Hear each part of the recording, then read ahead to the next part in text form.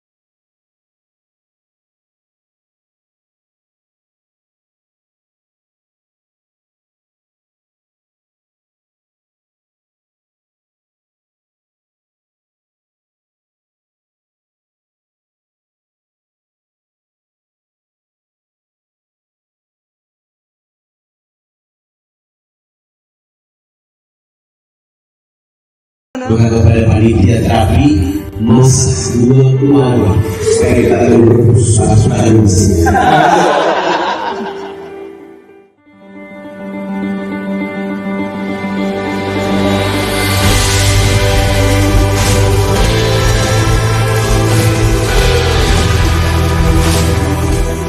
Pada pagi hari ini Pondok Pesantren Umar mendapatkan kunjungan khusus sekaligus membawa bantuan, maka kepada panitia terapi masak 2 kuah supaya kita terus terus.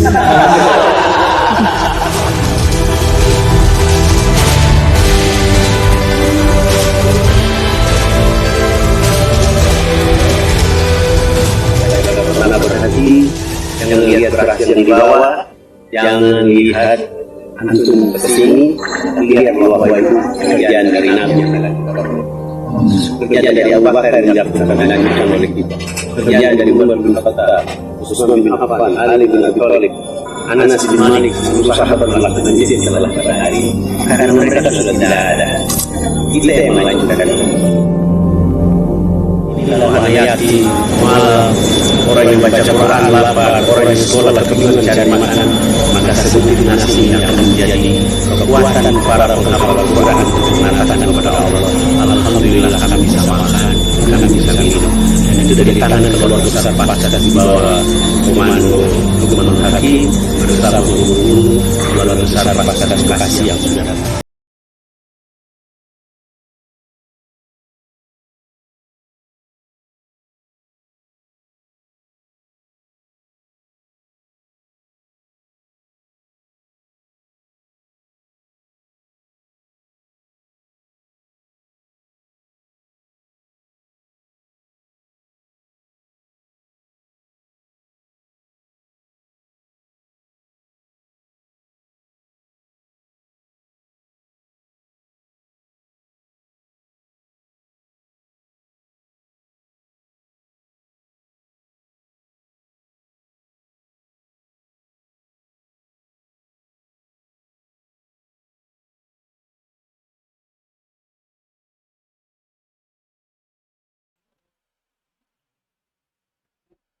A'udzubillahiminasyaitonirrajim. Bismillahirrahmanirrahim. Assalamualaikum warahmatullahi wabarakatuh. Waalaikumsalam warahmatullahi wabarakatuh. Alhamdulillahilladzi anzala sakinata fi qulubil mu'minin liyazdadu imanan ma'a imanihim. Walillahi junudus samawati wal ardh wa kana Allahu aliman hakima. Asyhadu an la ilaha illallah wa asyhadu anna Muhammadan abduhu wa rasuluh. Allahumma la sahla illa ma ja'altahu sahla wa anta taj'alul hazna idza syi'ta sahla. Allahumma shalli ala Muhammad wa ala alihi wa ashabihi wasallam. Alhamdulillahirabbil alamin. Hari ini kita bisa berkumpul atas izin Allah. Maka mari kita mulai perkumpulan kita hari ini, diskusi kita hari ini dengan sama-sama mengucap syukur kepada Allah yang telah mengizinkan kita semua hadir di tempat ini, dengan sama-sama mengucapkan Alhamdulillahirabbil alamin. Dan jangan lupa kita terus memberikan salawat dan salam kepada Nabi Muhammad SAW, manusia istimewa yang satu-satunya yang selalu sibuk dari hidupnya sampai nanti hari kiamat pun sibuk mengurus hambanya, menyelamatkan umatnya dari api neraka. Dengan sama-sama mengucapkan Allahumma sholli ala Muhammad wa ala alihi wa ashabihi. Teman-teman semua, Paskas Bekasi ya hari ini ya. Insyaallah saya pertama kali datang ke sini, diundang datang ke sini, dimuliakan, dikasih kursi, Masya Allah. Jadi banyak-banyak istighfar. Allah betul-betul memberikan keistimewaan hari ini kepada saya ucapkan terima kasih. Mudah-mudahan Allah luruskan niat saya untuk berbagi ilmu, untuk menyampaikan ilmu hanya untuk mengejar ridha Allah. Mudah-mudahan, mohon bantuannya, mohon doanya. Baik, hari ini saya mengajak teman-teman untuk berpikir, untuk berdiskusi menjadi hamba yang dikehendaki Allah. Hamba yang dikehendaki Allah. Oke, saya mau mulai dulu dengan logika. Kita berpikir secara logika. Kalau kita orang Bekasi, ciri-cirinya apa? ngaku orang Bekasi. Misalnya Pak Hadi tinggal di mana? Pak Hadi orang mana? Orang Bekasi. Supaya terbukti beliau orang Bekasi, buktinya apa? KTP-nya Bekasi. Nggak mungkin dia ngaku Jakarta kalau KTP-nya Bekasi. Bener nggak? Iya kan? Pak Langgeng fansnya Persija, ya kan? Kalau saya tanya tentang Persija, harusnya dia tahu dong, gitu kan? Kalau saya tanya tentang Persija, tapi dia nggak tahu Persija, ya jangan ngaku fans Persija, betul nggak? Nah, sekarang apa betul kita hamba Allah? Sudah tahu belum tanda-tandanya hamba Allah apa? Sudah tahu? Karena jadi hamba Allah juga harus ada tandanya, Pak. Buktinya hamba Allah apa? Cuma sholat, cuma puasa, ya kan? Nah, ini yang mau kita pelajari. Dan hamba Allah juga ada yang dikehendaki dan yang tidak dikehendaki. Maksudnya apa? Buktinya ada hamba Allah yang dibiarkan tersesat. Fir'aun juga hamba Allah. Benar nggak? Sampai dikirimin dua rasul, dua nabi, Nabi Musa dan Harun, supaya tobat. Saking sayangnya Allah sama Fir'aun, dikirimin dua nabi. Saking sayangnya Allah sama Bani Israel, dikirimin banyak nabi ke sana. Supaya apa? Supaya tobat, supaya nyembah Allah, supaya jadi hamba yang dikehendaki Allah. Nah, sebelum masuk ke ciri-ciri hamba dan lain-lain, saya mau boleh saya berdiri ya? Ini ada hamba yang dikehendaki. Ini posisi dikehendaki. Ini posisi kita, posisi awal. Oke, saya dulu waktu kecil, bapak saya selalu bilang begini, mudah-mudahan kamu nanti jadi orang hebat yang bisa ngangkat keluarga. Kenapa? Karena posisi awal saya lahir di keluarga yang pas-pasan. Oke? Bapak saya menghendaki saya sukses di kemudian hari supaya bisa ngangkat keluarga. Berarti orang tua saya berkehendak supaya saya sukses. Betul nggak? Berarti ada apa di sini? Ada gap, ya, ada jurang antara posisi saya saat ini dengan posisi yang dikehendaki. Benar nggak? Kita semua hamba Allah, betul. Tapi ada hamba Allah yang dikehendaki. Apakah kita termasuk di situ? Ada gap di sini yang harus kita kejar supaya jadi hamba yang dikehendaki Allah. Dalilnya apa? Siap buka Quran ya? Siap buka Quran. Pertama, silakan baca surat Al-Baqarah ayat 105.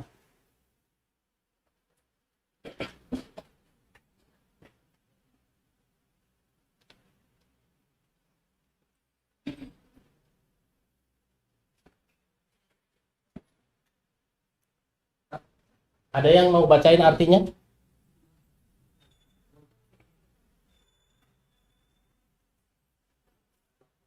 Seratus lima.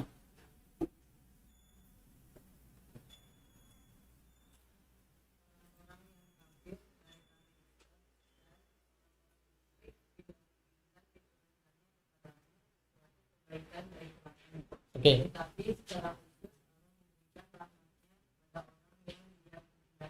Oke. Tetapi secara khusus Allah memberikan apa itu, Bu? Kepada memberi rahmat kepada yang Dia kehendaki, ya. Allah nggak sebut hambanya. Karena kita semua hambanya, semua manusia yang ada di dunia ini adalah hamba Allah. Harusnya jadi hamba Allah, meskipun dia belok jadi hamba setan, jadi hamba dunia, jadi hamba Tuhan lain, segala macam, ya. Tapi Allah berkehendak mereka jadi hamba Allah. Tapi rahmat itu hanya diberikan kepada siapa saja yang Allah kehendaki. Betul nggak? Nah, kita termasuk yang dikehendaki apa enggak? Gimana caranya supaya jadi yang dikehendaki? Dari lain, surat 3 ayat 27.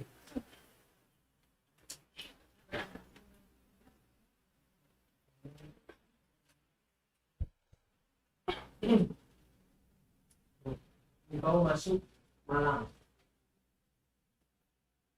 Terus baca. Engkau masukkan malam ke dalam siang. Engkau masukkan siang ke dalam malam. Oke. Dan engkau keluarkan yang hidup dari yang mati. Oke.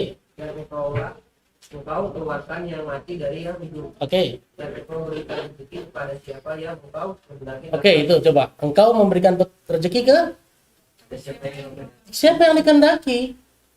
Jadi nggak jelas kan, Allah tuh nggak ngasih cuma kasih gambaran umum aja. Aku kasih rezeki sama orang yang aku kehendaki.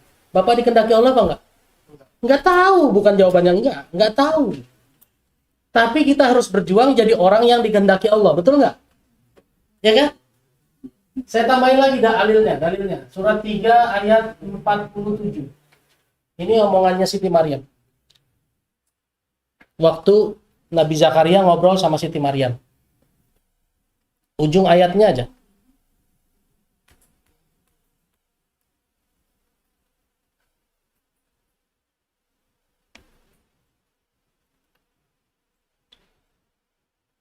ayat itu. Ya. 347 ujungnya. Boleh? Artinya langsung boleh. Nanti Dia berkata, bagaimana mungkin aku akan mempunyai sorry 37. Apa? 37. Bukan 47.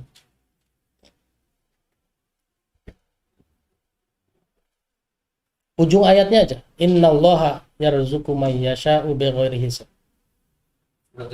maka dialah Allah menerima dengan penerimaan yang baik, Oke. membesarkannya dengan pertumbuhan yang baik, dan menyerahkan pemeliharaannya kepada Zakaria. Setiap kali Zakaria masuk menemuinya di mihrab, kamar khusus ibadah, dia dapati makanan di sisinya. Dia berkata, wahai Maryam, dari mana ini engkau peroleh? Dia Maryam menjawab, itu dari Allah. Sesungguhnya Allah memberi rezeki kepada siapa yang dia kehendaki tanpa perhitungan. Innallaha yarzuqu may yasha' bighairi hisab. Allah memberikan rezeki kepada siapa yang dia kehendaki. Masalahnya yang dikehendaki Allah itu siapa? Ini yang mau kita gali sekarang. Benar nggak? Ini adalah posisi kita saat ini dan kita mau menuju dikehendaki Allah. Benar nggak? Kan sama-sama nggak ada yang tahu kan? Saya dikehendaki Allah apa enggak ya? Logikanya begini, hijrahnya bareng-bareng, tapi dia sudah beres duluan, kenapa saya belum? Jangan-jangan Allah lebih berkehendak ke dia daripada ke saya. Betul nggak? Hijrahnya bareng coba. Hijrahnya bareng. Ninggalin masalahnya gedenya sama misalnya gitu ya. Tapi kenapa dia lunas duluan, saya belum? Kenapa dia dapat kerjaan duluan, saya belum? Kenapa bisnisnya dia maju duluan, saya belum? Oke? Kan kita harus belajar sama lingkungan kan, sama alam, sama keadaan dan lain-lain. Kita lihat kenapa dia ditolong, saya belum. Bukan untuk ngirinya, tapi untuk mencari caranya kenapa dia ditolong, saya belum. Ketemu ya benang merahnya ya. Satu lagi 374. Apa-apa banyak ayatnya ya, buat murojaah di rumah.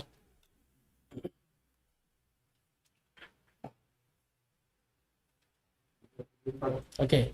Dia menentukan rahmatnya kepada siapa yang dia kehendaki. Dan Allah memiliki karunia yang besar. Oke. Ya, tasbi rahmatihi may yasha.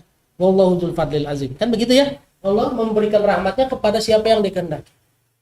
Ini prolog apa yang mau saya sampaikan. Bahwa Allah itu memberikan sesuatu, rahmatnya, rezekinya kepada hambanya yang dia kehendaki. Prolog kedua. Silakan baca surat Ar-Rahman ayat 33.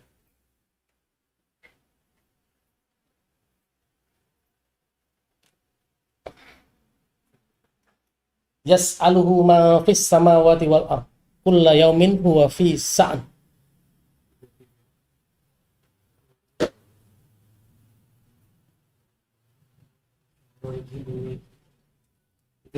Tiga. Ya, Masya Allah. Sorry. Berarti bukan 33. 29, mohon maaf. 29.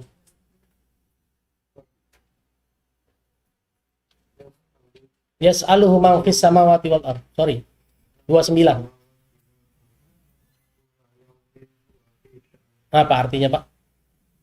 Apa yang di langit dan di bumi selalu meminta kepadanya. Siapapun dia dalam kesulitan. Nah, semua yang di langit dan di bumi minta sama Allah. Tiap waktu Allah sibuk, benar nggak? Coba sekarang kita turunin mikirnya, logikanya. Kalau saya kerja, bos saya sibuk. Setiap hari bisnis masuk ke dia yang butuh keputusan dia. Lah kalau kita jadi karyawannya dia dengan kualitas biasa, kira-kira dia ngelirik kita nggak? Kenal sama kita apa nggak? Enggak. Nah Allah sibuk. Tapi Allah bukan bos seperti manusia, Allah maha kuasa. Jangan rusak nih akidahnya gara-gara kata-kata ini. Allah tetap maha kuasa. Cuma masalahnya yang lebih istimewa dari kita lebih banyak. Sehingga apakah prioritas Allah nolong kita di nomor 1? Jangan-jangan Allah malah lupa sama kita. Kita nggak tahu. Kalau kita jadi hamba yang biasa, jadi hamba yang belum tentu dikehendaki Allah, kapan kita ditolong Allah? Kan Allah sibuk tiap hari. Yang di langit, yang di bumi mintanya sama Allah semua. Berarti bukan cuma manusia yang minta sama Allah kan? Yang di bumi bukan cuma manusia, ada binatang, ada hewan, ada tanaman, ada gunung, ada pasir, semuanya minta sama Allah. Kita minta nggak? Minta. Cuma apakah permintaan kita didengar Allah sebagai prioritas pertama apa enggak? Nggak tahu.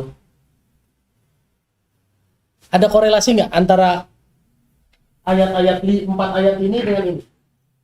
Ya kan? Allah memberikan rezeki, memberikan rahmatnya kepada siapa yang dia kehendaki. Oke? Berarti kan Allah milih. Benar nggak? Saya sih dulu ya waktu belum nikah, semua rezeki yang saya dapat biasanya saya kasih lebih banyak ke ponakan saya. Ponakan saya itu kan nggak satu. Oke, saya waktu itu punya ponakan 4. Tapi dari 4 ponakan, selalu ada nomor 1 yang jadi prioritas. Dia lagi, dia lagi. Kenapa coba? Pasti ada alasan kan, kenapa saya ke dia lagi, ke dia lagi. Entah dia yang paling nurut, entah dia yang paling lucu, entah dia yang paling pinter, ya kan? Entah dia yang paling cakep. Any reason. Betul nggak? Terserah, alasannya bisa apa saja. Kita sendiri begitu. Yang anaknya lebih dari 1, lebih dari 2. Benar nggak? Ada anaknya yang 6 di sini, yang 5? 4, oke. Antum anaknya 4. Dari 4 anak, pasti ada salah satu yang kalau minta, Pak, minta, selalu dikasih duluan. Ada satu anak yang setiap kali minta dulu. Belajar dulu yang benar. Pasti nggak Pak? Ada nggak yang kayak gitu Pak? Kenapa bisa begitu coba? Ada rasa lain yang kita punya terhadap dia, makanya kalau dia minta kita langsung kasih. Ada rasa lain yang kita punya ke dia, sehingga kalau dia minta, entar dulu. Begitu jawabannya. Logikanya masuk ya? Nih, kenapa saya ajak mikir? Dalilnya 269. Coba. Belok dulu sedikit, saya ajak mikir dulu. Jadi, ngaji itu nggak melulu denger, terima, selesai. Nggak, mikir. Ayo kita mikir bareng-bareng. Kenapa saya ajak mikir? Al-Baqarah 269.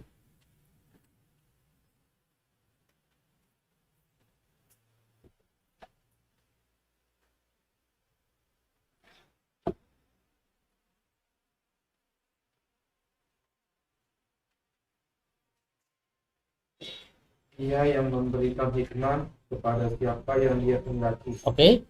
Barang siapa diberi hikmah, sesungguhnya dia telah diberi kebaikan yang banyak. Oke. Dan tidak ada yang dapat mengambil pelajaran kecuali orang-orang yang mempunyai akal sehat. Orang-orang yang mempunyai akal sehat nggak akan dapat pelajaran kalau nggak mau mikir Pak jatuhnya. Benar nggak? Orang yang berakal sehat kan mau mikir kan? Kalau orang yang akalnya nggak sehat di luaran itu baru mikir nggak Pak? Nggak pakai baju dia nggak mikir. Ngambil makanan di tong sampah dia nggak mikir. Benar nggak? Ini kalau versi logika kita. Tapi ada lagi nanti versinya Quran yang berakal sehat itu kayak apa? Ada ayatnya lain lagi. Nanti kita bahas di sesi yang lain. Ya, makanya kenapa saya ajak mikir, baca Qurannya, ayo kita mikir. Saya panjangin dulu nih prolognya hampir 20 menit ngomongin prolog doang. Kenapa? Karena wa ma yadzakkaru illa ulul albab. Nggak bisa dapat pelajaran kalau nggak mau mikir, Pak. Oke, ya, saya balik ke sini ya. Jadi kita udah dapat kondisi ya. Kenapa kita harus jadi hamba yang dikehendaki? Alasan pertama, karena Allah memberikan rahmatnya, rezekinya hanya kepada yang dia kehendaki saja. Dan kita nggak pernah tahu siapa yang dikehendaki. Kalau nggak belajar. Kalau belajar, insya Allah kita sudah tahu siapa yang dikehendaki. Yang kedua, Allah itu sibuk. Semua minta sama dia. Yang di bumi, yang di langit minta sama Allah. Kapan giliran kita minta ke Allah dan Allah kasih? Kalau kita nggak tahu posisi kita di mana. Kalau posisi kita di sini terus, apa iya permintaan kita dikabulkan Allah? Kita harus pindah ke sini supaya Allah setiap kali Pak Adi minta, Allah kasih. Setiap kali Bang Langgeng minta, Allah kasih. Oke, dapat ya poin awalannya kenapa bakteri ini penting. Oke, ini saya hapus nggak apa-apa.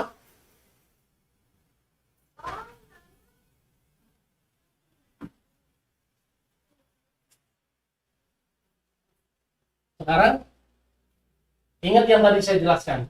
Dari kondisi awal kita ke kondisi yang dikehendaki itu ada gap. Benar nggak? Ada gap. Saya ini dikehendaki Allah apa enggak ya? Oke, sekarang kita lihat dulu penciptaan manusia. Manusia diciptakan Allah dalam kondisi apa? Surat 70 ayat 19 sampai 21.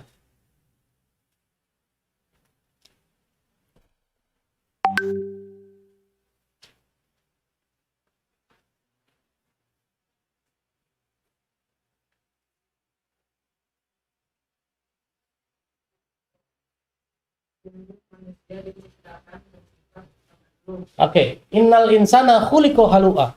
Sungguh manusia itu diciptakan suka mengeluh. Satu, suka mengeluh.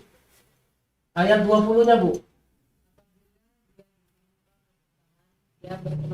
Idza massahu syarru jazua. Kalau ditimpa kesulitan, berkeluh kesah. Lanjutnya, Bu. 21-nya. Oke. Wa idza massahul khairu manu'a. Ini paketannya. Manusia diciptakan suka mengeluh dan pelit. Oke? Ini Allah yang ngomong loh, bukan saya. Ada yang mau protes? Protes ke sana, jangan ke saya. Saya bacain doa. Oh, saya enggak, Pak. Saya suka mengeluh tapi royal. Enggak pernah ketemu, Pak. Ada enggak? Orang pelit biasanya suka mengeluh, betul nggak? Orang suka mengeluh selalu pelit. Ada nggak pasangan yang nggak begini? Cari coba. Makanya ada ahwat-ahwat yang masih jomblo di sini. Jangan cari laki-laki Ikhwan yang suka mengeluh, biasanya pelit. Iya bener nggak? Coba nanti survei habis ini, tapi jangan wah ente pelit pasti nih ya, jangan ya, gitu ya. Buat pengetahuan kita aja gitu loh. Ya. Kalau kita bisa menghilangkan rasa keluh kesah, biasanya pelitnya berkurang. Ini udah paketan. Allah ini teorinya Allah nih, bukan teorinya saya. Kalau dikasih kesulitan berkeluh kesah, kalau dikasih kelebihan, kikir. Ini sifat dasar manusia. Oke? Ada nggak yang diciptakan nggak begini? Semua diciptakan begini. Makanya ada bahasa manusiawi dong, Pak. Kalau saya ngeluh, iya manusiawi, memang ente kan manusia. Kita kan manusia. Manusiawi dong, Pak. Kalau saya nabung, antara nabung sama kikir, kita nggak tahu bedanya apa. Iya kan? Oke, ini sifat dasar manusia. Saya bahas satu dulu dari sini. Mudah-mudahan waktunya cukup 1,5 jam lagi ya. Habis itu kan tanya jawab kan? Hah? Sampai zuhur ya Allah, saya belum makan. Kopinya nggak ada. Oke, ini kondisi manusia, kondisi awal kita. Sekarang kondisi yang dikehendaki Allah apa? Kondisi yang dikehendaki Allah. 14 ayat 7.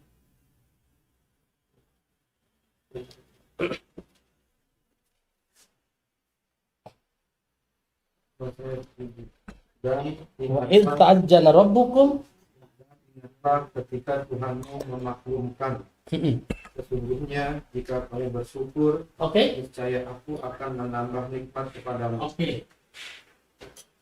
Kalau bersyukur diapain? Tambah nikmat. Ditambah nikmat. Tetapi jika kamu mengingkari nikmatku, maka pasti azabku sangat berat. Oke. Posisi kita suka ngeluh. Ngeluh itu tanda tidak bersyukur. Benar nggak? Oke. Sementara Allah berharap kalau mau ditambah nikmat ya harus bersyukur. Berarti ada gap kan antara sifat asli kita dengan yang dikehendaki Allah. Semua mau dong ditambah nikmatnya. Yang tadinya anaknya 1 mau jadi 2, yang tadinya rumahnya 1 jadi 2, benar nggak Pak? Yang tadinya istrinya 1 jadi enggak. Nanti diedit Pak, bisa nggak? Ya. Nah ini posisi kita nih. Gimana caranya menghilangkan kebiasaan asli kita bahwa kita suka mengeluh jadi bersyukur? Ini yang harus diperjuangkan Pak. Caranya bagaimana? Ada yang tahu caranya? Karena menghilangkan sifat suka mengeluh itu ternyata nggak mudah. Benar nggak? Sekarang pertanyaan saya, yang suka mengeluh, apakah yang mengeluh cuma mulutnya doang? Apalagi yang suka kelihatan mengeluh. Suami pulang, merasa udah ngasih uang belanja sama istri. Begitu pulang ke rumah, buka cuma tempe sama sayur asem. Nggak ngomong sih dia, tapi cemberut doang. Apa kira-kira itu tandanya? Udah gue kasih uang jajan, uang belanja, lu cuma ginian lagi, ginian. Bener nggak? Mengeluh. Jadi yang bisa ngomong tuh bukan cuma mulut, Pak. Yang bisa ngomong muka, bisa ngomong. Bener nggak? Gestur tubuh bisa ngomong, bener nggak? Kalau ketemu orang kaku, wah ini pasti punya salah nih kan gitu. Bener nggak? Yang tadinya bawel tiba-tiba, kenapa pulang jam segitu? Wah itu pasti ada yang dia tutupi. Bener nggak? Kalau kita tiba-tiba mau ngomong, tiba-tiba gatal sendiri gitu ya nggak jelas, tiba-tiba garuk-garuk sendiri, pasti ada yang biasa bohong tahu tuh. Saya nggak nunjuk ya, aku sendiri ente. Artinya apa? Mengeluh itu sudah standarnya manusia. Kita harus berjuang untuk jadi orang yang bersyukur. Nah sekarang belajarnya gimana caranya?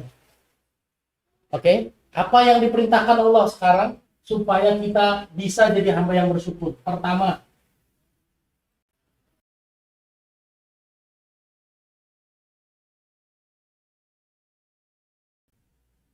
Allah bilang di surat Al-Ahzab ayat 70.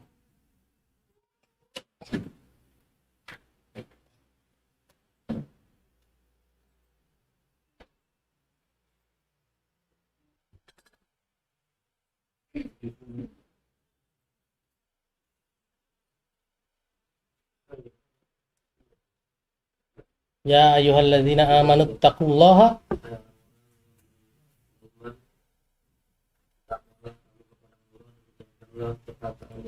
Oke, perintah Allah apa? Wahai orang-orang yang beriman, bertakwalah kamu dan ucapkanlah kata-kata yang benar. Sepasang nih Pak, bertakwa dan ucapkan kata-kata yang benar.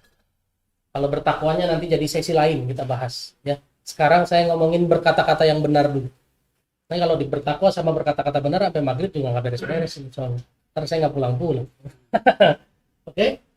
Allah suruh kita belajar berkata benar. Berkata benar itu baik dan isinya benar ya. Benar nggak? Baik dan benar gitu. Nggak mungkin kalau benar itu omongannya kasar, nggak mungkin. Ya kan? Tapi omongan baik belum tentu benar. Bisa nggak ngomong kasar dengan nada yang lembut, dengan nada yang baik? Bisa nggak? Bisa kan? Kucing kan? Ya, saya mau ngomong lawannya nggak enak gitu ya. Maaf gitu. Mau ngomong kebun binatang tapi dengan logat yang baik bisa nggak? Bisa. Kebun binatang kamu kan selesai. Nggak berasa diomelin Pak. Ya kan? Allah bilang berkata benar. Apa manfaatnya berkata benar? Ayat 71. Niscaya Allah akan memperbaiki amal-amalmu dan mengampuni dosa-dosamu, dan barang siapa menaati Allah dan Rasul, sebetulnya maka tunggu dia menang dan kemenangan yang agung. Janji Allah kalau kita berkata benar, Allah akan perbaiki amalan kita, perbaiki kerjaan kita, perbaiki urusan kita. Yuslih lakum a'malukum wa yaghfir lakum dzunubakum. Ya kan gitu ya? Ayatnya benar ya? Caranya gimana ngomong bener terus masalah kita bisa diberesin sama Allah? Ada apa ayat lain yang bisa mendukung ini? Apa? Surat 51 ayat 22 dan 23.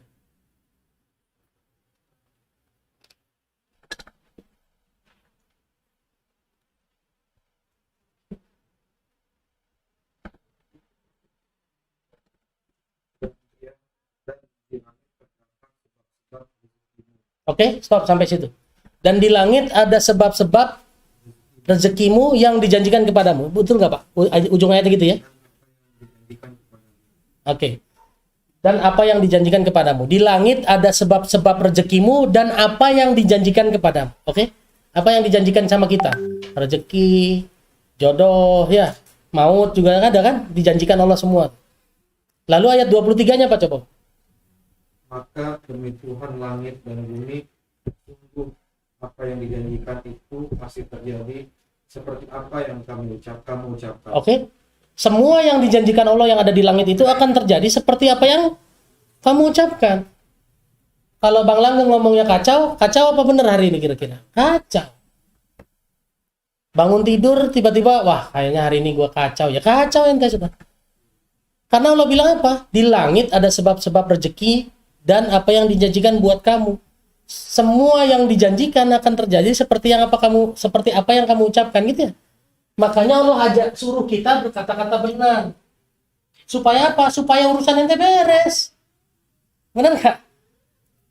Karena apa? Karena di langit ada sebab-sebab rezeki kita. Lah kalau kita ngomongnya salah, beres nggak masalah kita? Nggak beres. Benar nggak? Ada korelasinya dua ayat ini. Apalagi kalau yang keluar dari mulut isinya mengeluh. Bagaimana mau beres urusan kita? Dulu saya waktu jadi karyawan pengen jadi pengusaha. Oke? Saya waktu jadi karyawan pengen jadi pengusaha. Kenapa? Waktu saya karyawan gaji saya cuma 685.000.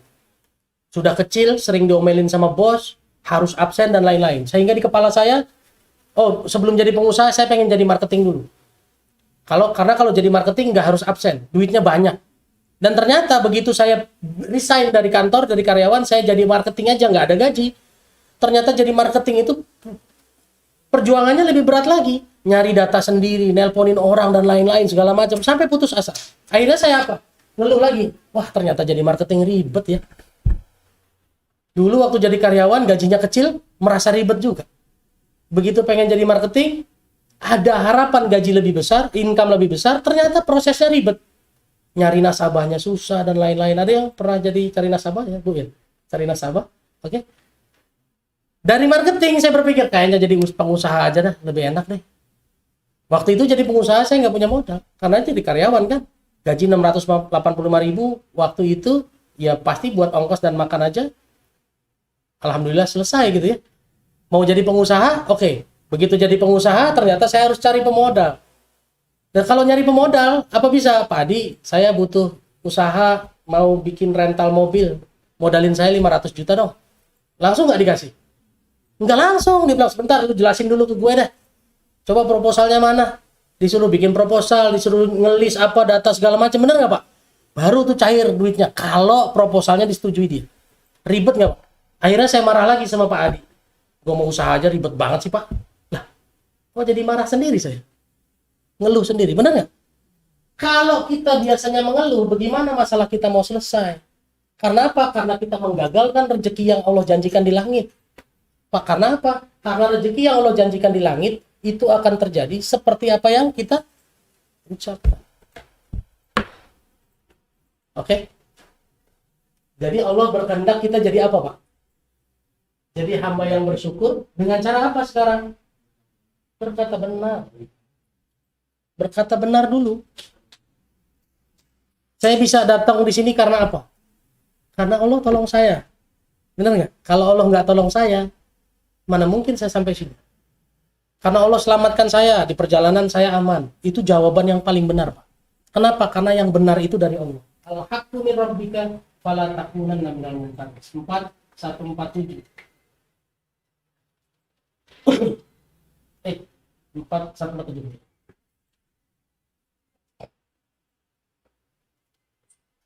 Betul nggak? Enggak. Sorry. Surat Al-Baqarah. Sorry, 1.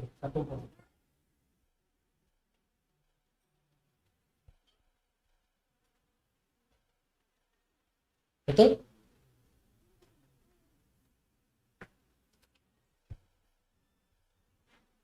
Walikulli wijhatun wa muwalliha fastabiqul khairat. Betul ya? Al-haqqu min rabbika fala takunanna minal mumtarin. Betul? Yang benar itu dari Allah. Oke? Ragu-ragu. Yang kedua, 360.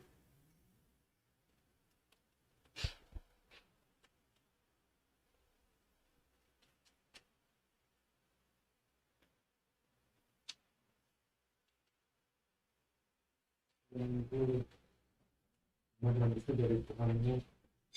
Nah itu jangan tahu Muhammad termasuk orang-orang yang ragu. Oke, ini yang mau saya garis bawahi. Yang benar itu dari Allah. Sehingga kata-kata benar harusnya kita balikin lagi ke mana? Ya ke Allah dong. Bisa minum dari mana? Ya Allah yang siapin. Meskipun wasilahnya kita kerja, terus Allah kasih gaji, gajinya kita beliin air, Akhirnya airnya bisa kita minum. Tapi kata-kata yang benar adalah dari mana tuh minum? Dari Allah. Allah yang kasih, saya bisa minum. Jangan pernah bilang, dari mana tuh minum? Ya gue belilah, kan gue kerja. Oke? Benar nggak? Ganti Pak, bahasanya ganti. Ganti. Bisa sampai sini karena apa Mas? Karena Allah izinin saya sampai sini. Wasilahnya, motornya sehat, bensinnya ada. Balikin sama Allah, karena yang benar itu dari Allah, Pak. Benar nggak Bu? Kenapa Ibu bisa sampai sini? Ya karena Allah izinin sampai sini. Meskipun wasilahnya Ibu punya motor, digoncengin suami. Wasilahnya bensinnya bisa bensinnya bisa diisi karena ada uang. Ya karena Allah ridho tuh duitnya buat beli bensin jalan ke sini, benar nggak? Kalau Allah nggak ridho di tengah jalan bisa belok kemana? Benar nggak? Kalau nggak ridho bisa jadi motornya bocor, datang sini terlambat sudah bubar. Benar nggak? Kata-kata yang baik adalah kata-kata yang dikembalikan ke Allah. Karena yang benar itu ya sudah versinya Allah. Versi saya belum tentu. Makanya kalau saya ngomong, entar dulu, jangan langsung diterima. Lihat dalilnya benar apa enggak. Kalau dalilnya nggak benar, jangan dipikir. Tapi kalau buat nambah wawasan, boleh aja. Ya, jangan sampai sesat aja gitu. Oke, terus yang kedua. Surat 11 ayat 23. Kata-kata yang benar. Nih saya lagi ngajak teman-teman untuk menyusun kata-kata yang benar. Karena yang benar itu harus pakai standar ya. Harus pakai standar. Oke, silakan. 11:23. Sesungguhnya orang-orang yang beriman dan mengerjakan kebaikan dan merendahkan diri kepada Tuhan, mereka itu penghuni surga. Oke, iman, amal soleh, dan merendahkan diri di hadapan Allah adalah penghuni surga. Mau masuk surga semua nggak? Mau masuk surga akhirat saja apa surga dunia juga? Iya dong, kalau surga akhirat kan harus mati dulu Pak. Bener nggak? Kalau nggak mati nggak bisa. Tapi kalau surga dunia kan nggak harus mati dulu, bener nggak? Surga dunia apa coba? Orang yang jomblo nikah, surga dunia dong, bener nggak? Yang sudah nikah punya keturunan masuk surga. Ya, utang lunas, bener nggak? Yang sakit jadi sehat, bener nggak? Udah berasa di surga nggak Pak? Yang dagang laku berasa di surga nggak? Berasa di surga, bener nggak? Pengen masuk surga, mau dagangannya laku, mau sehat, mau dapat jodoh, mau dapat anak, rendahkan diri di hadapan Allah. Bener nggak? Dengan cara apa? Kata-katanya dipindahkan ke sini. Kata-kata yang merendahkan diri di hadapan Allah. Bukan saya yang hebat, Pak. Bukan saya yang pinter masak. Allah yang ngajarin saya masak. Dapat rumusnya, Pak? Kata-kata yang benar. Balikin ke Allah dan rendahkan diri di hadapan Allah. Ketemu? Logikanya dapat ya? Jadi ngomong juga ada aturannya. Ngomong ada aturannya. Oke? Jangan asal benar. Kalau saya gini, Fani nyampe sini karena apa ya? Karena saya punya motor, Pak. Benar juga? Benar nggak? Benar juga kok kata-katanya. Tapi nggak balik ke Allah dan nggak merendahkan diri di hadapan. Kalau nggak merendahkan diri dan nggak kembali ke Allah, belum tentu jadi orang yang bersyukur. Kalau nggak bersyukur, bagaimana mau ditambah nikmatnya? Ketemu nggak alurnya? Mau kan ditambah nikmatnya kan? Dapat ya Pak? Mohon maaf nih Pak, saya agak ya memang begini ayatnya keras-keras begini gitu loh. Padahal kalau lihat judulnya ngapel kan, ngaji pelan-pelan, tapi ini mah nggak bisa pelan-pelan Pak. Ya ini gaspol ya kan. Judulnya ngapel, makanya begitu saya ngapel, waduh, kayaknya materinya gaplokan semua gitu. Oke? Jadi mulai sekarang berlatih berkata benar. Yang mana berkata benar itu balikin ke Allah dan rendahkan diri di hadapan Allah. Oke? Suami nanti ngomong ke istri, lu kan bisa makan gaji gue. Nggak boleh lagi Pak ngomong begitu. Istri juga bilang, kamu bisa begitu kan, bajunya gue yang cuciin. Boleh nggak ngomong begitu? Ganti semua bahasanya, ganti. Kalau diganti, insya Allah jadi hamba yang dikehendaki Allah, jadi hamba yang bersyukur, dan nikmatnya ditambah. Ini baru nikmat ditambah. Saya kasih ayat lain. Surat 4:147. Gampang nggak ngapalinnya nih? 14:7, 4:147. Ya. Gampang ya, Al-Quran kan begitu kan? Angkanya lucu kan? 14:7, 4, 14:7. Makanya Allah bilang surat Al-Qamar ayat 54, surat 54 ayat 17, ayat 22, ayat 32, ayat 40. Walaqad yassarnal Qur'ana lidzikri fahal mim muddakir. Sudah kami mudahkan Al-Qur'an. Tinggal mau ngambil pelajaran apa enggak? Karena Al-Qur'an itu gampang, Pak. Beneran, Al-Qur'an itu gampang. Allah yang gampangin, bukan saya yang gampang. Kan janji Allah gitu, sudah aku mudah. Oke, kita lihat ini. Oke. Allah tidak akan menyiksamu. Oke, jika kamu bersyukur dan beriman. Orang yang bersyukur nggak akan disiksa, nggak akan diazab. Ma yaf'alullahu bi'adzabikum in syakartum wa amantum. Kita takut nggak sama azab? Ada yang merasa aman dengan azab? Kalau merasa aman, saya kasih ayat lagi. 7, 9, 9.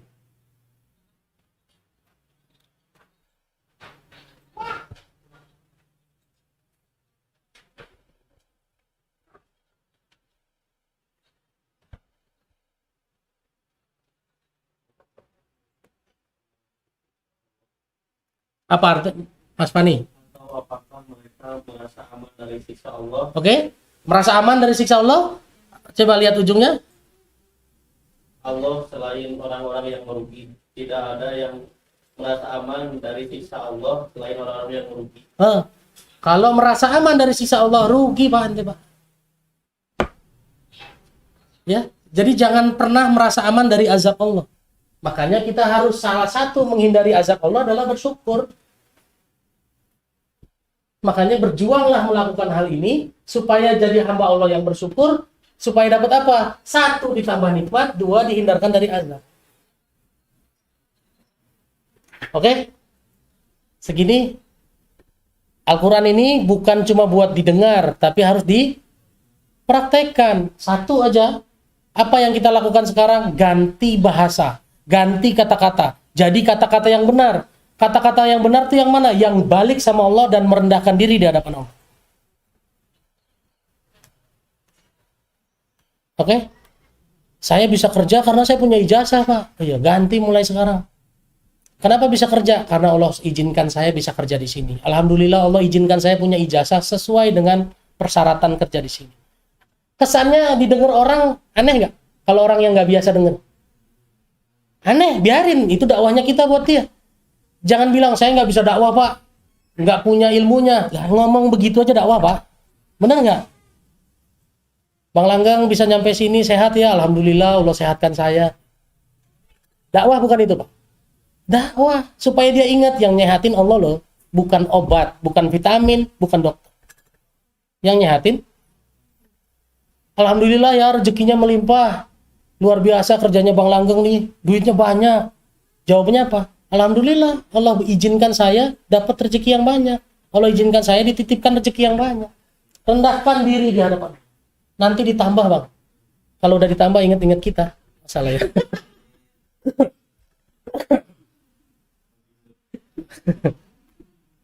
Oke, dapat ya?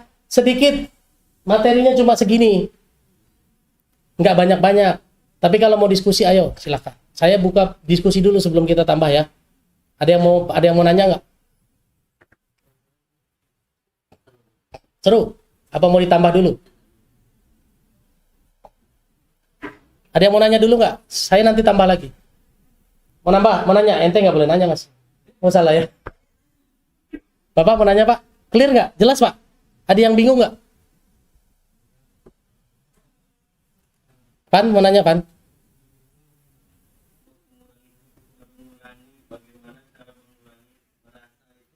Oke, ya ini dia.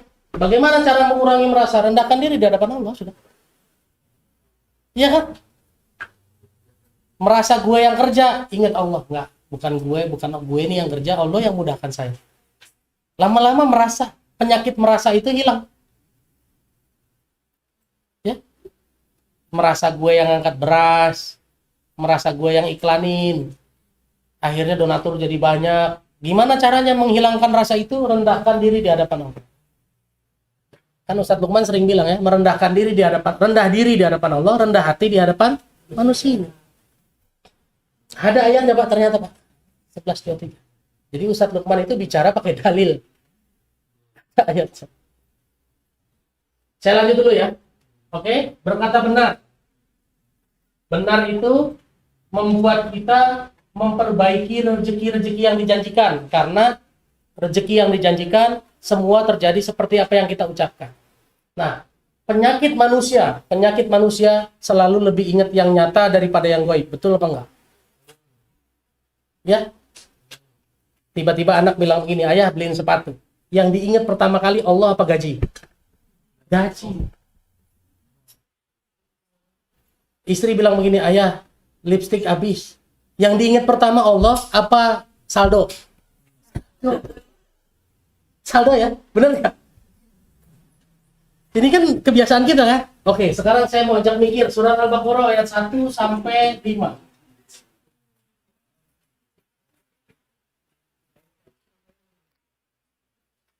Baca. Artinya aja. Alif Lam Mim. Oke.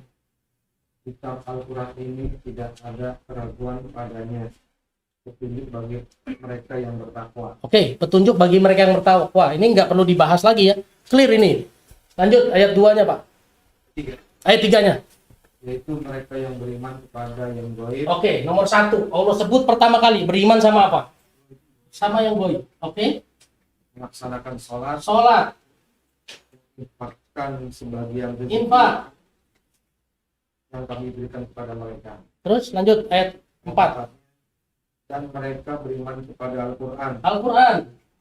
Tuhan kepadamu Muhammad, Oke. dan kitab-kitab yang telah, Dan kitab-kitab yang turunkan berikutnya, sebelumnya. Oke, terus dan mereka yakin akan adanya akhirat. hari akhirat.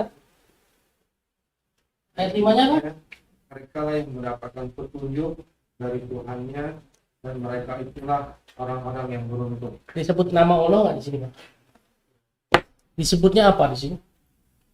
Goib. Allah sebut secara umum goib.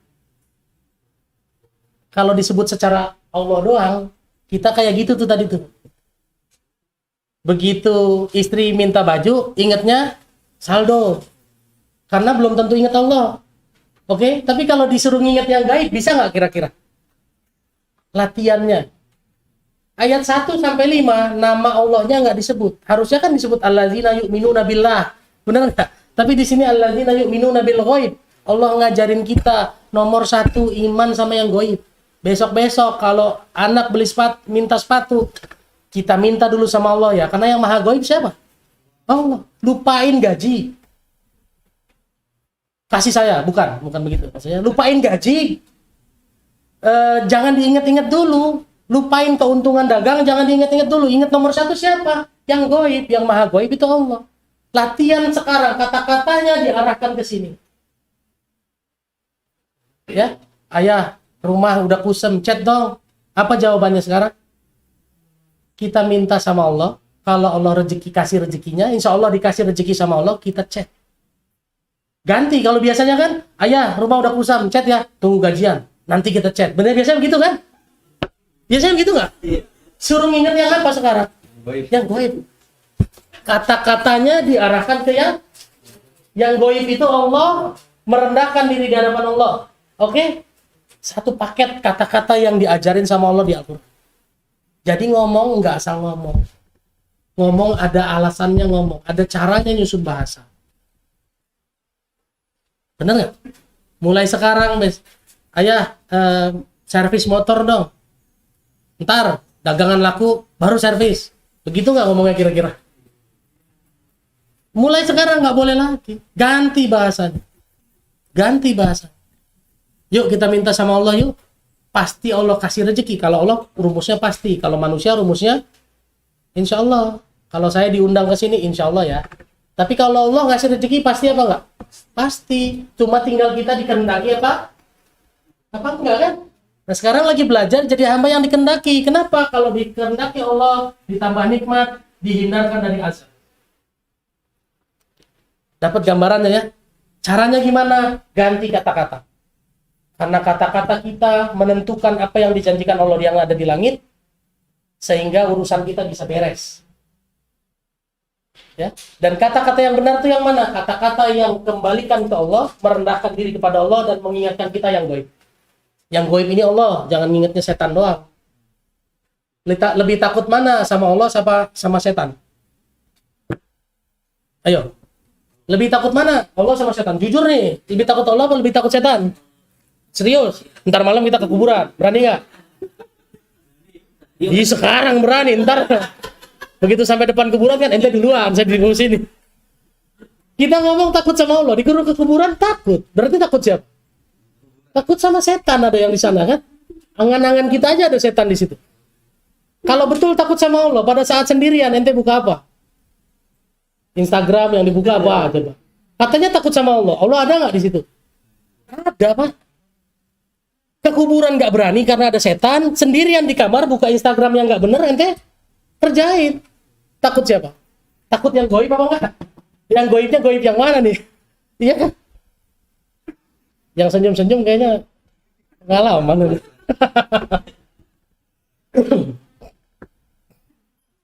Gitu ya? Clear ya? Jelas ya? Jadi apa yang harus kita ganti sekarang? Satu, ganti kata-kata, kaitkan ke yang goib, balikin ke Allah, rendahkan diri di hadapan Allah. Insya Allah kita jadi penghuni surga, insya Allah ditambah nikmat oleh Allah, insya Allah jadi hamba yang pandai bersyukur. Khawatirlah jadi hamba yang nggak bisa bersyukur. Bahkan Nabi Sulaiman aja minta diajarkan bersyukur sama Allah. Betul nggak? Rabbi auzi'ni an ashkura ni'mataka allati an'amta alayya. Betul nggak itu? Ya Allah, ajarkanlah aku cara bersyukur. Nabi Sulaiman loh itu. Nabi Sulaiman tuh dijamin masuk surga apa enggak? Nah kalau kita belum. Kalau kata bahasanya Ustadz Adi Hidayat kan, masuk surga Nabi bukan. Hisab masih menegangkan, benar ya?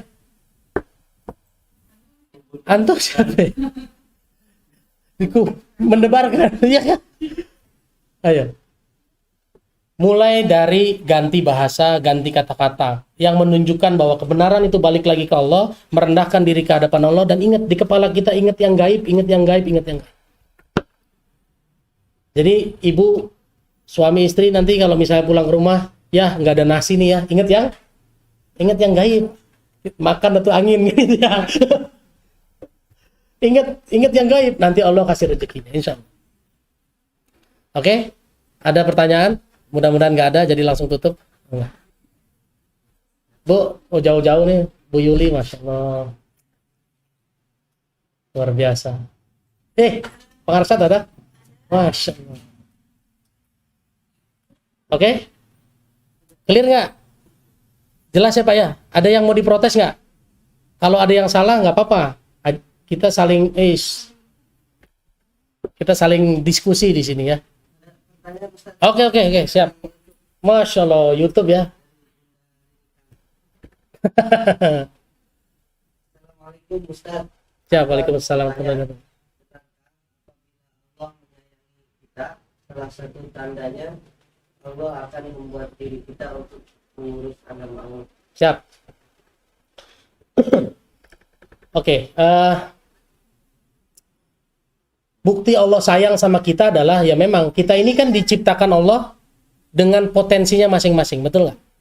Terus janjinya manusia apa coba sama Allah? Kita pernah janji nggak sama Allah? Apa janji kita Pak? Kan dibaca tiap sholat. Innas sholati wa nusuki wa mahyaya wa mamati lillahi rabbil alamin. Surat apa itu? Ayat berapa? Surat Al-An'am ayat 162. Betul nggak? Ya, itu janjinya kita sama Allah. Kalau Allah sayang sama kita, maka Allah akan mudahkan kita memenuhi janji kita. Betul nggak? Apa itu janji kita? Hidupku, matiku hanya untuk Allah. Benar nggak? Berarti pertanyaannya Bu Rini tadi, sebetulnya bukan kita yang dimudahkan untuk menuju, untuk membantu agamanya Allah. Bukan, tapi Allah membantu kita untuk mewujudkan janji kita. Benar nggak? Janji kita kan untuk Allah, Pak. Otomatis karena janji kita untuk Allah, ya sekarang semua hidupnya buat Allah, ya otomatis lah. Hidupnya buat ngangkat beras, yang berasnya untuk jalan Allah. Hidupnya buat nih donatur, ya. Dapat uang, Allah kasih rezeki, rezekinya dikirim ke Gerakan Infak Beras Bekasi. Nomor rekeningnya BNI Syariah 110 010 0221 atau Bank Muamalah 345 000 4123. Sekilas info. Benar ya? Jadi sebetulnya kalau Allah sayang sama kita, Allah akan mudahkan kita memenuhi janji kita. Salah satunya apa janji kita yang sering kita ucapkannya itu dia. Lelahku lillah. Itu kan dari surat 6 162. Benar nggak Pak? Kita punya janji, yang janji itu nanti akan ditagih sama Allah, betul nggak? Dan ciri-ciri orang yang berakal sehat, silakan cek surat Al-Hajj, orang-orang yang berakal sehat surat Ar-Ra'd ayat 19 sampai 22. Coba cek ayat 19-nya. Surat 13. Ayat 19. 11. Maka apakah orang yang mengetahui bahwa apa yang diturunkan Tuhan kepadamu adalah kebenaran, Terus? sama dengan orang yang buta? Terus? Hanya orang berakal yang dapat mengambil pelajaran, Oke, hanya orang berakal yang dapat mengambil pelajaran. Itu 19, 20-nya Pak. yaitu orang-orang yang memenuhi janji Allah. Oke. Orang-orang yang memenuhi janjinya sama Allah, betul nggak? Orang berakal sehat itu adalah orang yang memenuhi janjinya kepada Allah. Janji kita apa? Dan karena kita sayang sama Allah, kita mau dibikin Allah untuk tidak melanggar janji kita sama Allah. Kan? Karena apa? Karena janji kita inna sholati wa nusuki wa mahyaya wa mamati lillahi rabbil alamin. Hidup saya, mati saya. Ya kan, ibadah saya buat Allah. Makanya kita dikumpulkan di sini untuk membesarkan Allah. Betul. Masuk nggak Pak jawabannya Pak? Kira-kira? Atau masih mau protes? Jadi yang namanya kalau Allah sayang, kita dimaksimalkan dalam urusan ibadah dan lain-lain, itu cuma satu bagian. Karena seluruhnya hidup kita kan buat Allah. Betul ya? Hidup kita seluruhnya buat Allah. Makanya segala sesuatu akan Allah arahkan kita ke arah memenuhi janji kita kepada Allah. Gitu. Orang yang berakal sehat salah satunya adalah orang yang memenuhi janji sama Allah. Kalau Pak Adi janji sama saya nggak dipenuhi, bisa kabur nggak dia? Bisa. Kalau kita janji sama Allah terus nggak kita penuhi, mau kabur kemana? Semua pasti ketemu sama Allah. Oke? Clear ya? Ada pertanyaan lagi nggak kira-kira? Di YouTube lagi. Siap. Masya Allah. Ustaz, Waalaikumsalam. boleh nggak kalau anak minta sesuatu, saya bilang ke anak saya, minta sama Allah, jangan minta sama Bapak. Makasih Ustaz. Bapak nggak mau bertanggung jawab itu saya.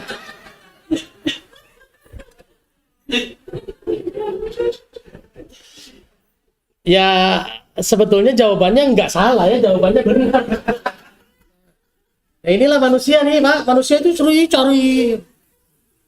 cari ini pembenaran terus gitu ya. Tapi nggak apa-apa, pertanyaannya bagus, benar, kata-katanya juga benar. Tapi jangan lempar tanggung jawab. Rezeki anak itu Allah turunkan lewat salah satunya lewat orang tuanya. Betul, ayo minta sama Allah bareng-bareng. Jangan kamu minta sama Allah, jangan minta sama bapak. Berarti anak disuruh minta. Bapaknya ngapain? Harusnya ayo nak sini bareng sama bapak kita minta sama Allah. Ya Allah, saya butuh sepatu. Ajarin dia nggak? Sehingga ke depannya nanti setiap kali dia mau minta, ya Allah saya minta sepatu. Karena diajarin bapaknya. Ingat, kita pasti dimintai pertanggungjawaban. Udah ngajarin apa sama anak kita? Bahkan baca surat Al-Baqarah ayat 133.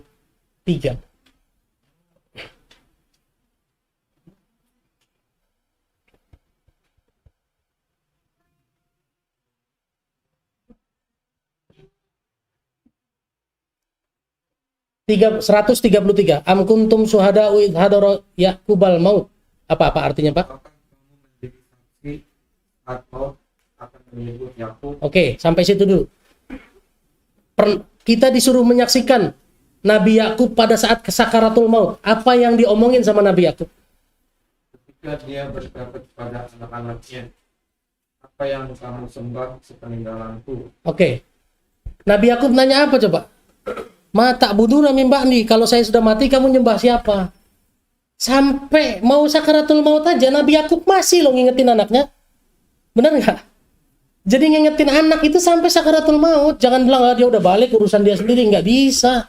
Nabi Yakub sudah dijamin masuk surga. Sampai sakaratul mautnya masih ngingetin anaknya, ma ta'buduna min ba'di. Benar nggak? Sampai anaknya jawab apa, Pak? Oke. dan Tuhan nenek moyangmu, yaitu Ibrahim, Ismail, dan Ishak, yaitu Tuhan yang Maha Esa, dan kami hanya berserah diri kepadanya. Sampai dapat jawaban begitu, sehingga nanti pada saat kita dihadapkan di sidangnya Allah, kamu ngajarin anak nggak? Ngajarin, orang sakaratul maut aja saya ngomong begitu kok, anak saya jawab begitu kok. Kalau kenyataannya setelah saya mati dia nyembah yang lain, urusan siapa? Urusan dia. Kita udah selesai, orang kita udah mati. Tapi minimal pada saat kita mati, kita udah ngingetin lagi, bener nggak? Makanya mulai dari sekarang Pak, kalau mau mati rencanain gitu loh, catat gitu ya. Kasih sama istri, mah kalau nanti saya mati, ini catatan kasih ya. Kamu mau nyembah apa gitu, takut udah susah ngomong. Ya nggak? Jangan kan biasanya kalau orang mau mati ulang itu rumah sebelah sono jangan dijual ya, tanah sebelah kanan jangan dijual. Kenapa Pak? Punya orang kan gitu ya. Kan kita begitu, kalau misalnya mau meninggal apa yang diingetin sama anak? Sekolah yang bener, biar makan. Loh. Kok yang diingetin itu? Padahal yang diajarkan Al-Quran adalah apa? Mata buduna min ba'di. Siapa yang kamu sembah setelah saya mati? Itu lebih penting Pak. Kenapa? Karena setelah kita mati kita dimintai pertanggungjawaban sama Allah. Anak ente udah diajarin apa belum? Ya, jangan khawatirkan dunia karena dunia sudah Allah jamin. Surat Al-Ankabut ayat 60. Saya nggak pakai surat Hud ayat 8. Al-Ankabut 29. Saya nggak pakai surat 11 ayat 7. Saya pakai surat 29 ayat 60 aja biar lebih nampol. Ayat 8. Ayat 60. Saya nggak pakai surat Hud ayat 6, sorry. Kan Hud ayat 6 kan tidak ada satupun makhluk bergerak di bumi melainkan semua dijamin Allah kan? Saya pakai surat 29 ayat 60 aja. Coba apa Pak? Bernyawa yang tidak dapat membawa mengurus rezekinya sendiri. Allah lah yang memberi rezeki Tuh. padanya. Stop sampai situ aja Pak. Dan berapa banyak makhluk yang nggak bisa ngurus dirinya sendiri.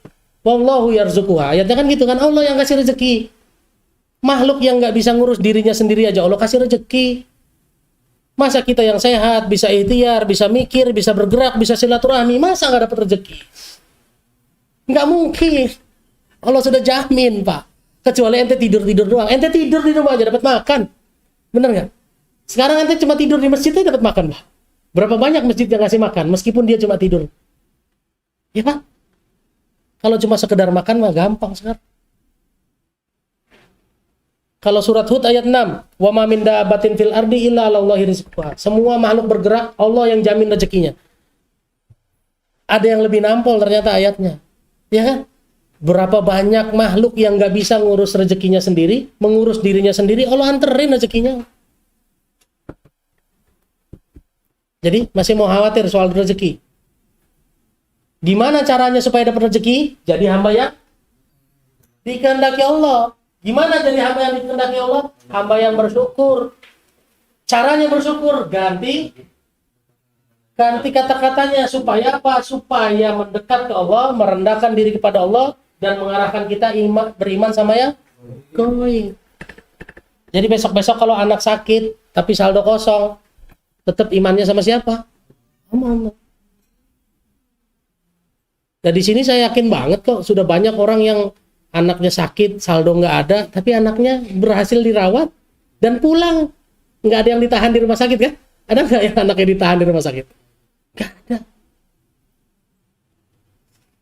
Silakan nanti ngobrol lah. Testimoni ini teman-teman luar biasa. Ini ada Bu Yuli, ada Bu Yuni, ada Masya Allah Bu.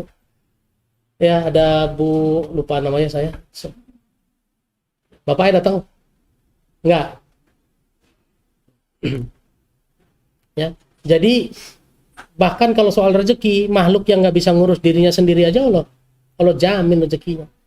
Nah, kita masih khawatir, sementara kita bisa ngurus ya? Bisa ngurus ya?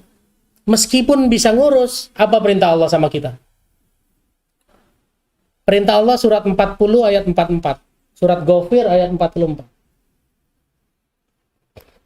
Ini udah kemana-mana nih ayat materinya nih, nggak apa-apa ya? Ngabisin waktu.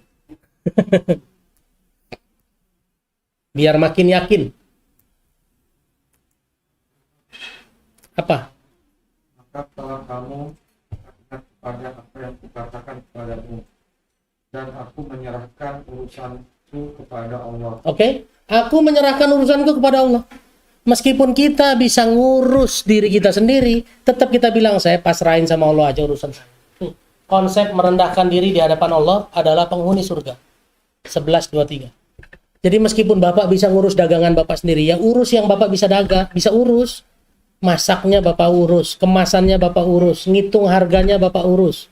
Lokasi dagangannya Bapak yang urus. Buka jam bukanya, jam tutupnya Bapak yang urus. Tapi urusan laku apa enggaknya saya kembalikan sama, karena itu bukan area kita. Dan kita biasanya suka masuk ke area-areanya Allah. Benar nggak? Padahal urusan kita aja nggak keurus, urusan Allah sok-sokan kita urusin. Benar nggak? Iya nggak? Oke? Salah satu tanda bahwa kita ngerjain kerjaan Allah apa coba? Apa? Merasa bisa. Ya, betul juga. Ada yang lebih nonjok sih sebetulnya. Ngungkit itu kerjaan Allah. Ya, Allah kan ngomong begini, wa iz qala Allahu ya Isa ibn Maryam uzkur nikmati alaika wa ala walidatik. Wah, ingatlah ketika Allah berkata kepada Isa, anaknya Maryam, ingatlah nikmat yang aku berikan kepadamu dan kepada orang tuamu. Iz ayyatuka biruhil kudus. Ingatlah ketika aku perkuat kamu dengan Ruh Kudus. Tukallimun nasa fil mahdi wa kahla. Kamu ngomong dari bayi sampai besar. Kamu bisa ngomong dari bayi sampai besar. Iz allamtukal kitaba wal hikmata wat taurata wal injil. Ingatlah ketika aku ajarkan kamu kitab dan hikmah, Taurat dan Injil. Iz tahluku minat tini kahayatit tayri bi izni, fatangfuhu fiha fatakunu tayran bi izni wa tukhrijul mauta bi izni. Ingat ketika kamu membentuk tanah, burung dari tanah, lalu kamu tiup dengan izinku, lalu jadi burung beneran dengan izinku, kata Allah. Lalu kamu mengeluarkan yang mati dari yang hidup dari yang mati dengan izinku. Allah ngungkit nggak itu? Ngungkit supaya Nabi Isa ingat. Allah ngungkit juga nggak sama kita? Ngungkit, Pak. Ngungkit. Silakan baca, itu surat Al-Maidah ayat 116. Silakan baca surat yang nendang yang mana ya ayatnya, supaya ketampol gitu. Surat 6 ayat 63. Itu aja dah yang nampol dah. Yang nampol.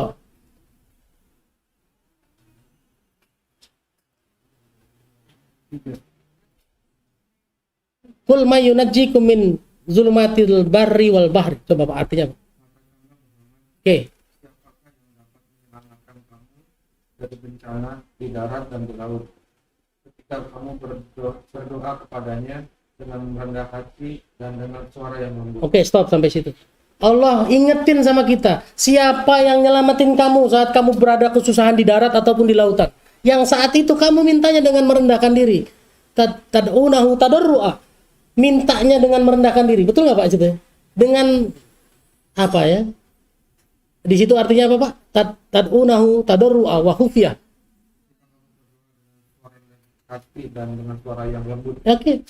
Mintanya mah pelan, ya Allah, selamatin saya ya Allah, dengan suara yang lembut. Kita sering itu nggak? Bro, tolongin gue lah bro, gue nggak bisa bayar sekolah bro. Giliran minta mah lembut banget, ya nggak? Pinjem lah bentar lah bro, sebulan deh gue ganti. Begitu ditagih, galakan dia. Lihat lanjutan ayatnya Pak, 64-nya. Allah yang menyelamatkan kamu dari bencana itu dan dari segala macam kesusahan. Namun kemudian kamu kembali menyekutukan. Begitu sudah ditolong, Allah yang tolong, apa setelah itu? Kembali menyekutukannya kan? Waktu minta mah bro, tolonginlah pelan, lembut banget kan? Tolonginlah bro. Begitu udah selamat, ntar dulu kan sih lu, nggak sabar banget. Oke, clear ya? Cukup? Janganlah nanti makin stres lah. Jalanin ini dulu aja, jangan tambah-tambah konsep. Gimana? Ada komentar? Bu, senyum-senyum aja. Cukup? Udahlah ya, jangan banyak-banyak, terbahannya habis. Ayo yang mau nanya silakan. Ada waktu 15 menit lagi kita bertanya.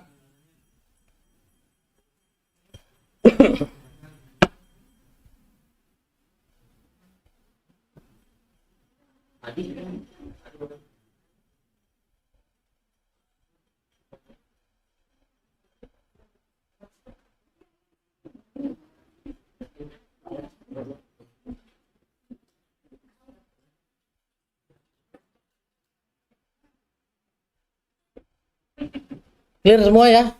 Bisa dijalanin ya, dikit-dikit kalau belajar gini kan bisa ya dijalanin ya. Nggak ada yang susah-susah, saya nggak nyuruh sholat malam panjang-panjang. Nggak, saya nggak suruh sholat malam panjang-panjang. Karena perintah sholat malam mah sudah standar. Tadi saya bilang di awal, ciri-ciri hamba Allah apa? Ciri-ciri orang Jakarta, KTP-nya KTP Jakarta. Betul ya? Jangan ngaku orang Jakarta kalau KTP-nya KTP Bekasi. Bener nggak? Meskipun ente ngontrak di Jakarta, meskipun punya rumah di Jakarta, jangan ngaku orang Jakarta KTP, karena KTP-nya Bekasi. Saya tinggal di Tangerang, tapi nggak pernah ngaku Tangerang. Kenapa? Karena KTP saya Jakarta. Padahal rumah saya Tangerang. Makanya saya kalau ditanya orang mana, Jakarta. Cuma rumah di Tangerang. Pertanyaan saya di awal tadi, hamba Allah. Apa betul kita hamba Allah? Tandanya kalau kita hamba Allah siapa? Tandanya kalau kita hamba Allah itu apa? Coba. Bersyukur. Oke, apa lagi? Ya, daripada susah-susah kita balikin ke sini. Yang benar itu dari Allah. Silakan baca surat 3 ayat 15 sampai 17.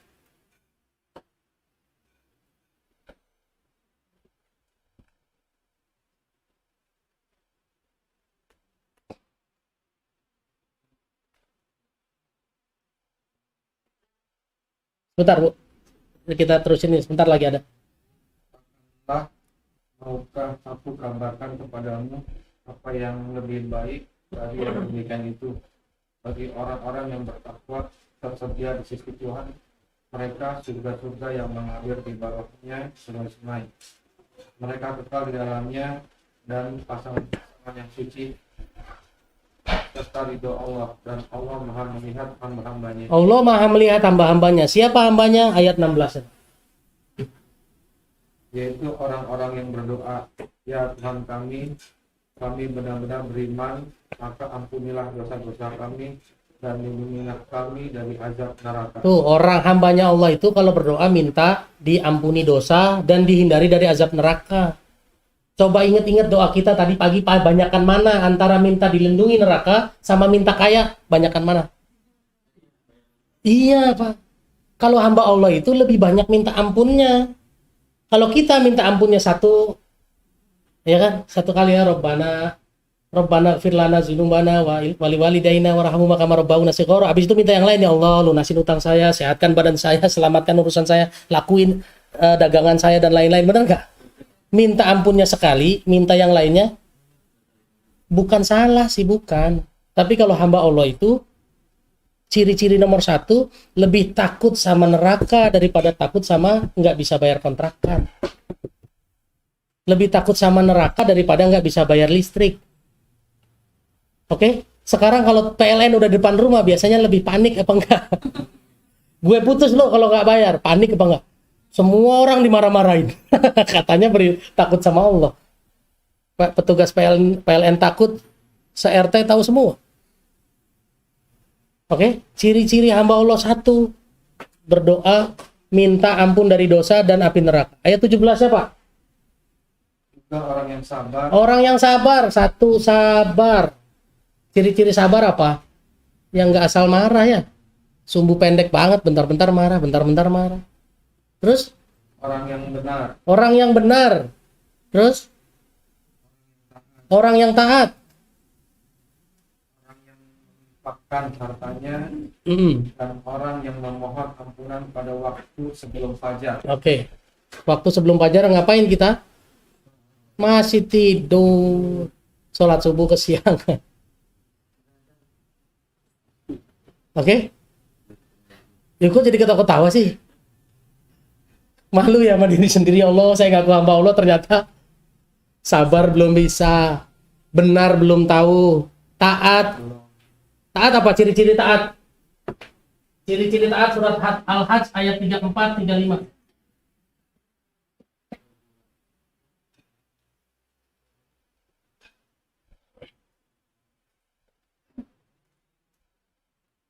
Ciri-ciri taat. Semua pakai standar Allah ya, nggak pakai standar saya pribadi.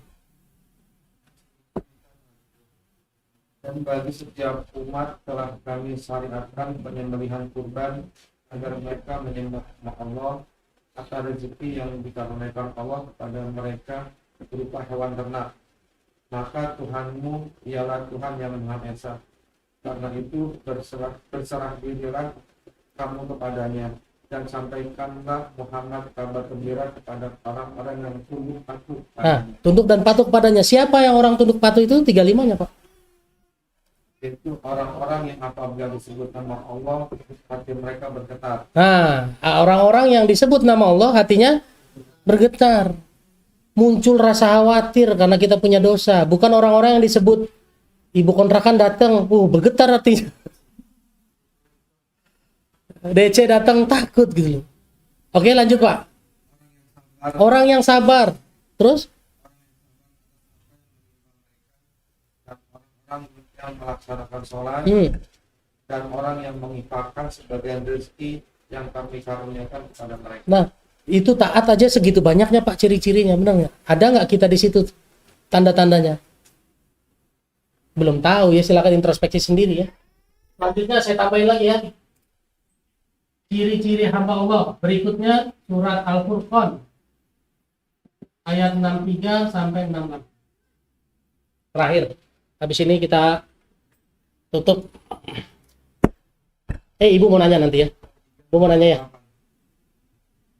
Adapun hamba-hamba Tuhan yang Maha Pengasih itu adalah orang-orang yang berjalan di bumi dengan rendah hati, dan apabila orang-orang bodoh menyapa mereka dengan kata-kata yang menghina, mereka mengucapkan salam. Stop.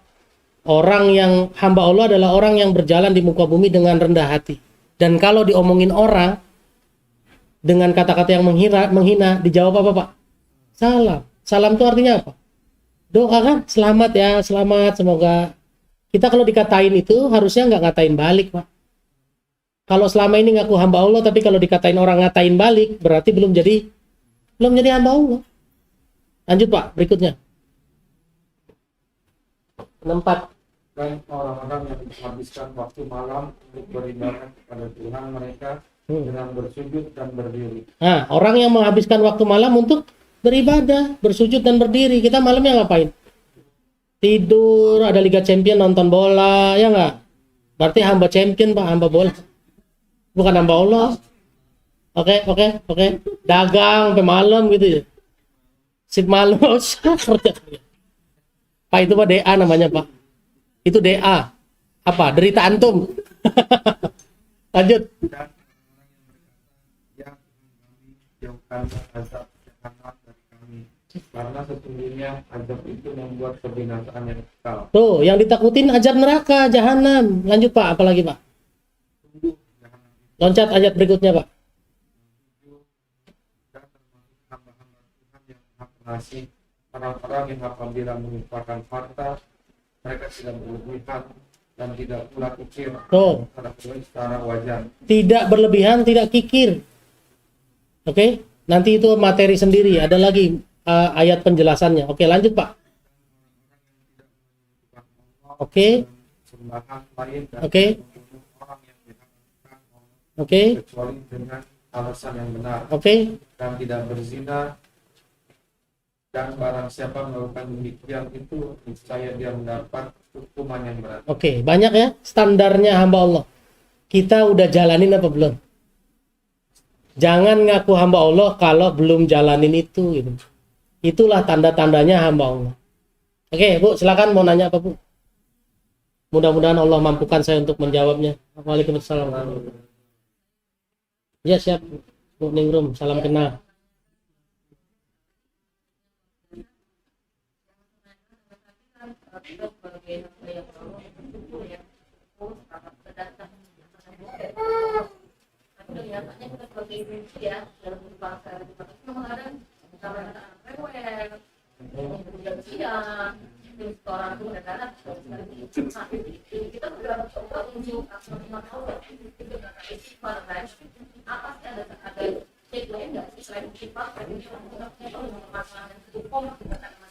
Oke.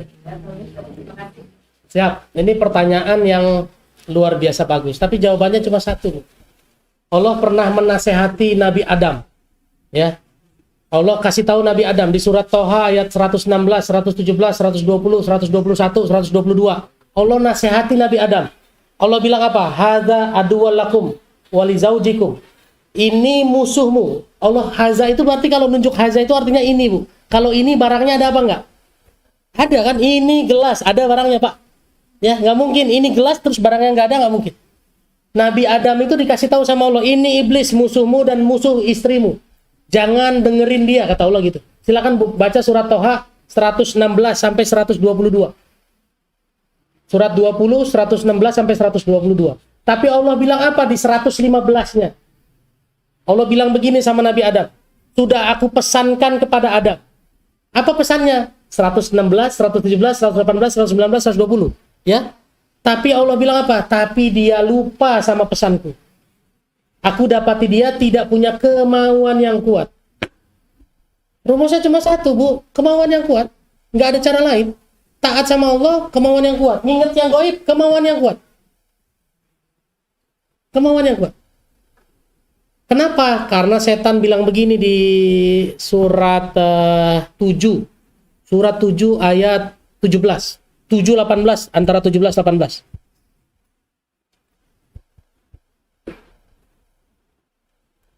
Ya, surat 7 ayat 17. Setan bilang begini, kemudian aku pasti akan datangi manusia, dari depan, dari belakang, dari atas, dari bawah. Dan kamu akan mendapati bahwa manusia kebanyakan tidak bersyukur. Jadi caranya gimana ibu tetap harus bisa bersyukur, ingat yang gaib, ingat Allah, merendahkan diri kepada Allah. Ya kemauan yang keras, Bu, nggak ada cara lain. Sudah lawan terus. Kenapa? Setan itu nyerang ibu dari depan, dari belakang, dari samping, dari atas, dari bawah. Gimana caranya menang sama setan? Kemauan yang keras, nggak ada cara lain. Nabi Adam itu cuma dibilang, karena kamu nggak punya kemauan yang keras. Karena nggak ada cara lain, Bu. Ibu nggak bisa ada setan, nggak bisa. Disembur itu nggak bisa. Pakai cara-cara yang di TV-TV itu begini-gini, setan kabur, nggak bisa. Cara ngelawan setan adalah kemauan yang keras untuk taat sama Allah. Nggak ada cara lain. Nggak ada cara lain. Jadi ya paksain. Allahumma paksa.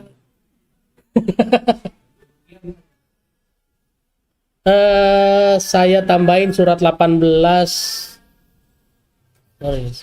Surat 18 ayat 64.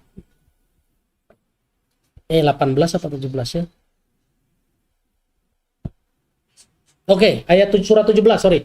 Al-Isra ayat 64. Allah suruh setan, dan perdayakanlah manusia.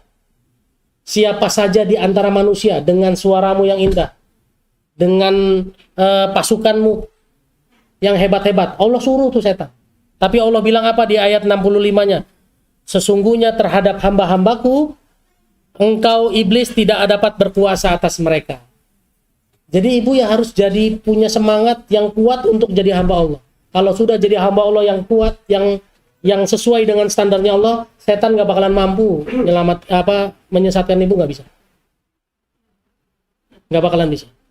Jadi jadilah hamba Allah yang kafah, yang 100%. Baru nanti nggak bakalan bisa digoda setan.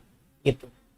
Oke? Dan setan kalau di ayat 64 nih Bu ya, 17:64 bersekutulah dengan mereka pada harta dan anak-anak. Makanya hati-hati dengan harta dan anak-anak.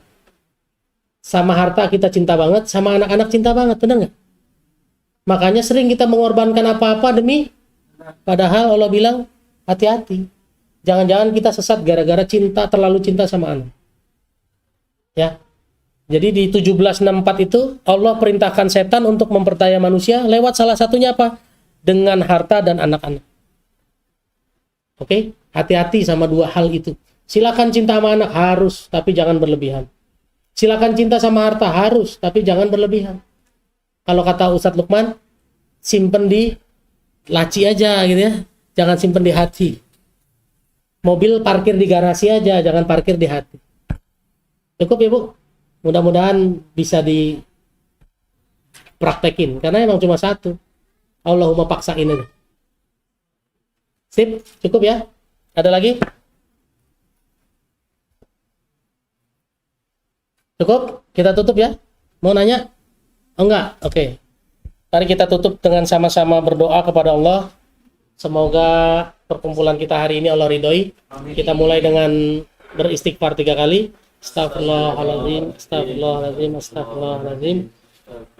Kita baca 2 kalimat tasbih. Subhanallah bihamdihi, subhanallahil azim, subhanallah bihamdihi, subhanallah. Astagfirullahaladzim, astagfirullah. A'udzubillahi minasyaitonirrajim. Bismillahirrahmanirrahim. Alhamdulillahirabbil alamin, hamdan syakirin, hamdan na'imin, hamdan yuwafi ni'amahu wa yukafi'u mazidah. Ya Rabbana lakal hamdu kama yanbaghi li jalali wajhikal karim wa 'azimi sultan. Allahumma shalli ala Muhammad wa ala alihi wa ashabihi wa sallam. Allahumma ighfir lana dhunubana wa liwalidayna warhamhuma kama rabbawna shighara wa li jami'il muslimina wal mu'minat wal mu'minina wal mu'minat al ahya'i minhum wal amwat.